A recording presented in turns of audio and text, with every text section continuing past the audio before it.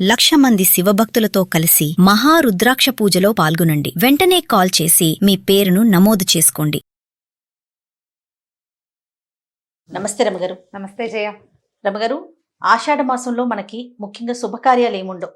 అవును, ఏ విధమైన శుభకార్యాలు జరుపుకోము, ప్రత్యేకించి పూజా విధానాలు కూడా ఏమి పాటించాం. కానీ గురు పౌర్ణమి వస్తుందండి ఈ మాసంలో. గురు పౌర్ణమికి ప్రత్యేకించి కొన్ని నియమ నిబంధనలు మనం పాటిస్తూ ఉంటాము. అసలు గురు పౌర్ణమి యొక్క విశిష్టతని ఒకసారి మనం మాట్లాడుకుందామండి. ఆషాఢ మాసంలో పండగలు ఉండవు కానీ పర్వదినాలు ఉన్నాయి. ఒకటి దక్షిణాయనం మొదలవుతుంది ఆషాఢం వచ్చాక. తర్వాత తొలేకాదశి ఒకటి ముఖ్యంగా చేసుకుంటాము. అందరూ తొలేకాదశి ఉపవాసాలు అవి ఉంటారు. ఇప్పుడు వచ్చే పౌర్ణమి గురు పౌర్ణమి అంట. గురు పౌర్ణిమ వ్యాస పూర్ణిమ అని చెప్తారు. వ్యాసుల వారు, వేద వ్యాసుల వారు ఈ రోజున జన్మించారు. ఈ వేదవ్యాసులు అంటే ఏమిటి? మనకి వేదాలని భగవంతుడు ఒక పూర్ణ రూపంగా అందించిన వేదాన్ని 4 భాగాలుగా మానవుల యొక్క సౌలభ్యం కోసం 4 విభాగాలు చేశారు. ఆ విభాగాలు చేసిన వేదవ్యాసుల వారి జన్మదినము, ఆయన విభాగం చేసిన రోజు కూడా ఇదేనండి. దాంతోపాటుగా ఆయన భాగవతము, భారతము, అష్టాదశ పురాణాలు అన్నీ రచించి మానవాళికి అందించారు. అయితే ఈ వ్యాసుల వారి జన్మదినం అవటం వల్ల జగత్తుకి గురువైనటువంటి ఈ వ్యాసుల వారి పుట్టినరోజుని ఇలా ప్రత్యేకంగా జరుపుకోవాలని ఒక నియమం ఏర్పరిచి పెట్టారు. అంటే జగత్తుకి గురువు వ్యాసుల వారు అవటం ఒక సంగతి అయితే, ఈ రోజున గురువుకి నమస్కరించటము. గురువు అంటే మనని, వ్యక్తిని, మానవుణ్ణి భగవంతుని వైపు ప్రయాణం చేయించేవాడు గురువు. అజ్ఞానాంధకారం నుంచి వెలుతురు చూపించేవాడు. గురు అంటే అదే చీకటిలోంచి వెలుగులోకి తీసుకెళ్లేవాడు అని. అక్షర జ్ఞానం లేనివాడికి అక్షరబోధ చేసినవాడు, ఆత్మజ్ఞానం లేనివాడికి అది ఇచ్చినవాడు, ఆధ్యాత్మికమైన ఆలోచన లేని వాడిని ఆధ్యాత్మికమైన పయనాన్ని చేయించిన వాళ్ళు గురువులు. అలాంటి గురువుని స్మరించి, నమస్కరించి, పూజించడం కోసం ఈ రోజుని ఒక పర్వదినంగా మనం జరుపుకుంటాం. మనకి ప్రతివాడికి గురువు అవసరమే, ఖచ్చితంగా అండి.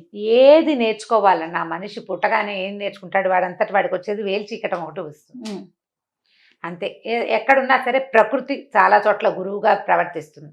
అమ్మ నాన్న కొంతవరకు మనకి గురువులుగా ఉంటారు. తల్లి ప్రథమ గురువు, తండ్రి కొంత మటుకు గురువుగా వస్తారు. ఆ తర్వాత ప్రపంచాన్ని మనకి పరిచయం చేసేవాడు గురువే. ఈ గురువుని బ్రహ్మ విష్ణు మహేశ్వర స్వరూపంగా, త్రిమూర్తులుగా ప్రతీకగా గురువుని పూజించడం భారతీయుల యొక్క సాంప్రదాయం. గురువుని గౌరవించాలి. తాకకూడని, కాలు తగలకూడని విషయాలలో గురువు ప్రధానమైన వాడని చెప్పారు చాణక్యుల వారు. కొన్నిటికి కాలు తగలకూడదు. గురువుకి గనక మన కాలు తగిలితే జన్మ జన్మాలకి మనం నరకంలో పడిపోతామని చెప్తారు. మనం ఇప్పుడు మన గురువు అంటే ఆధ్యాత్మిక గురువులు అందరికీ ఉండకపోవచ్చు, కానీ విద్యా గురువులు అందరికీ ఉంటారు ఖచ్చితంగా. ఇప్పుడు ఏ కుల వృత్తో నేర్చుకుంటారు. చిన్న పని, బతకటానికి ఉపయోగపడేది, జీవికకి ఉపయోగపడే పని నేర్పించిన వాడు కూడా గురువే. ఓ చిన్న మెషిన్ టైలర్, అతనికి మొదట కత్తిరింపు, కుట్లు నేర్పించిన వాడు గురువు. ఓ కుమ్మరి, మొట్టమొదట అతనితో ఆవం పెట్టించిన వాడు గురువు. అట్లా ప్రతి వాళ్ళకి గురువు ఉంటాడా? ఈ సాధారణంగా జీవికకి ఉపయోగపడే గురువు ముఖ్యమైన వాడు మన జీవితంలో. అదే కాకుండా మనకి భగవంతుని వైపు ప్రయాణం చేసే అవకాశాన్ని ఇచ్చేవాడు. మనం ఏ చీకటిలోనో మగ్గిపోతుంటే మనకి దారి చూపించే గురువుని ఈ రోజున పూజించాలి. అట్లా ప్రతి వాళ్ళకి ఒక్కొక్కళ్ళకి ఒకే గురువు ఉంటారు. ఆధ్యాత్మిక గురువులు కుటుంబ పరంగా అసలు వాళ్ళ వంశానుగతంగా అందరికీ ఆయనే ఉంటారు. మొత్తం వంశం వాళ్ళందరూ ఆ గురువు గారినే స్మరిస్తారు. అలాంటిది ఒక పద్ధతి ఉంటుంది. తండ్రే ప్రథమ గురువని భావించేవాళ్ళు. ఇట్లా ఎవరి విధానాన్ని బట్టి వాళ్ళు ఈ రోజున ఆ గురువుని పూజించటము, నమస్కరించటము. ఒకవేళ పూజించి నమస్కరించలేము, మనం వాళ్ళెవరు మనకు అందుబాటులో లేరు, వారిని తలుచుకుని నమస్కారం చేసుకోవటం. మామూలుగా శివ పూజ, ఇంట్లో పూజ చేసుకునే పూజ చేసుకోవటం. అక్కడి నుంచి మనం ఎవరి వల్ల మన జీవితం బాగుపడిందని భావిస్తామో వాళ్ళని కూడా గురువుగా భావించి ఈ రోజున పూజించాలి. పూజ చేయటం అంటే కూర్చోబెట్టి కాళ్ళు కడిగి, కాళ్ళకి నీళ్ళు ఇచ్చి, మంచినీళ్ళు ఇచ్చి, అర్ఘ్యం, పాద్యం, ఆచమనం, షోడశోపచారాలు చేయకపోయినా కూడా వాళ్ళని గౌరవించడం, జ్ఞాపకం చేసుకోవటం, వారి పేరుతోటి ఎవరికైనా ఏదైనా ఇవ్వటం.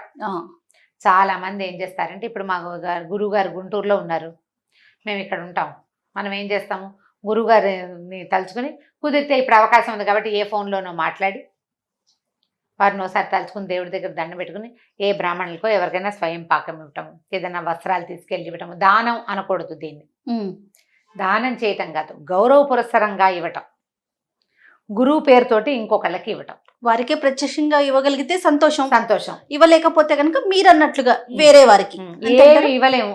గురుగారికి నమస్కారం చేసుకోవటం, పాద నమస్కారం చేయటం. గురువుకి పాదాలంటి దండం పెట్టడం కంటే అమోఘమైనది ఇంకొకటి లేదు. ఎందుకంటే మనకి ఆ మాతా పితరుల లైన్లో మాతృదేవోభవ పితృదేవోభవ, ఆచార్య దేవోభవ 3వ మహావాక్యం మనది. అవునండి. అమ్మా నాన్నల తర్వాత మనిషి తప్పనిసరిగా గుర్తుపెట్టుకోవాల్సిన వాళ్ళు, గౌరవించదగిన వాళ్ళు గురువే. అది ఏ దశలో ఎవరెవరు గురువులుగా ఉంటారో వారందరినీ జ్ఞాపకం చేసుకోవాలి, అందరినీ గౌరవించాలి.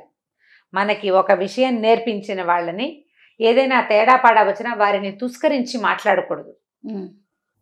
నేర్పించారు కానీ వాళ్ళు సరైన వాళ్ళు కాదు లాంటివి మాట్లాడకూడదు. గురు నింద అస్సలు చేయకూడదు. రౌరవాది నరకాల్లో పడతారు గురు నింద చేసిన వాళ్ళు. మాతృనింద పితృనింద చేసిన వాడికి ఎలాంటి పాపమో గురునింద చేసిన వాడికి కూడా అలాంటిదే పాపం. చదువుకున్న విద్య అక్కడికి రాదు. ఎవరి దగ్గరైనా అబద్ధం చెప్పచ్చు కానీ గురువు గారి దగ్గర అబద్ధం చెప్పకూడదు. అబద్ధం చెప్పకూడదు. గురువు యొక్క విద్యని తస్కరించకూడదు. చాలా జాగ్రత్తగా ఉండాలి గురువుతోటి. నువ్వు అలా ఉంటే ఇవాళ నీకు మామూలుగా భోజనానికి సరిపడా విద్య వచ్చింది ఈ జన్మలో. మరుసటి జన్మలో అయినా ఆధ్యాత్మిక విద్య, భగవంతుని చేరే మార్గాన్ని చూపించే గురువు దొరుకుతాడు మనకి. అవకాశం లభిస్తుంది. మనం ఇప్పుడున్న మనకి ఉన్న ప్రస్తుతపు గురువు మీద మనం ఎంత గౌరవాభిమానాలు చూపిస్తామో, నువ్వేం గౌరవించలేవు, దండం పెట్టలేవు, వారికి ఏమి ఇవ్వలేవు, ఏం పర్వాలా, అగౌరవపరచబోక. నీ గురువునే కాదు ఏ గురువుని అగౌరవపరచద్దు. టీచర్లని చిన్న చూపుగా మాట్లాడకూడదు. వీటి పిల్లల టీచర్లని కూడా అగౌరవంగా మాట్లాడకూడదు. మనం మాట్లాడితే పిల్లలు కూడా అదే నేర్చుకుంటారు. అది చేయకూడదు. అది చేయకపోతే మనం భగవంతుని చేరే మార్గానికి అవసరమైనటువంటి ఆత్మవిద్య, అధ్యాత్మ విద్య మనకి లభిస్తుంది ఒక గురుముఖతః. అది జాగ్రత్త పడాలి. టీచర్లను తుస్కరించి మాట్లాడకూడదు. కుదురుండదు అంతే. వాళ్ళతోటి మనం మాట్లాడుకుని జాగ్రత్తగా మాట్లాడాలి.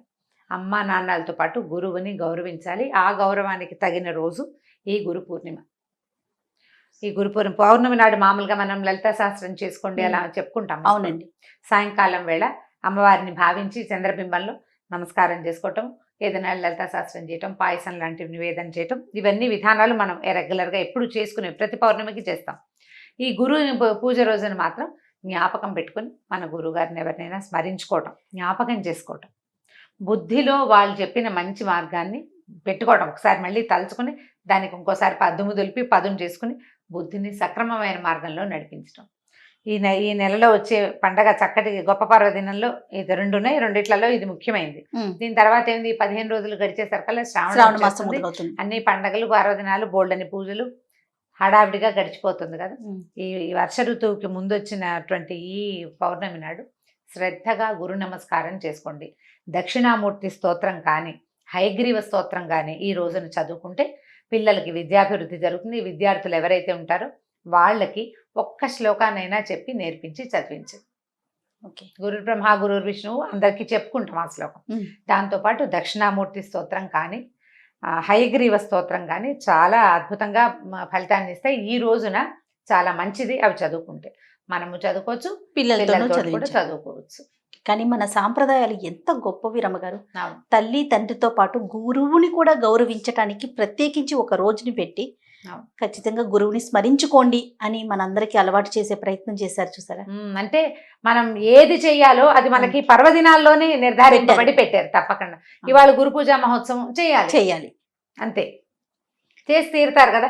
సగం మంది చేస్తారు కనీసము, మిగిలిన సగం వాళ్ళు తెలుసుకుంటారు. ఈ ఏడాది కాబట్టి వచ్చే ఏడాది చేస్తారు. ఎప్పుడో ఒకటికి బుద్ధికి ప్రచోదనం కలుగుతుంది. అంతే. పూజ చేసినా చేయకపోయినా రమ్మగారు గౌరవించాలనే భావన అయితే కలుగుతుంది కదా. గౌరవమే ప్రధానమైంది. పూజ చేయటం పక్కన వేరే సంగతి అయితే గౌరవించడం చాలా ప్రధానమైన విధి. అగౌరవపరచకూడదు అనే ఒక ఇంగితాన్ని మనం కలిగి ఉండాలనే ఇట్లా మనకి పర్వదినాలే అట్లా ఏర్పరిచి పెట్టారు. అవునండి.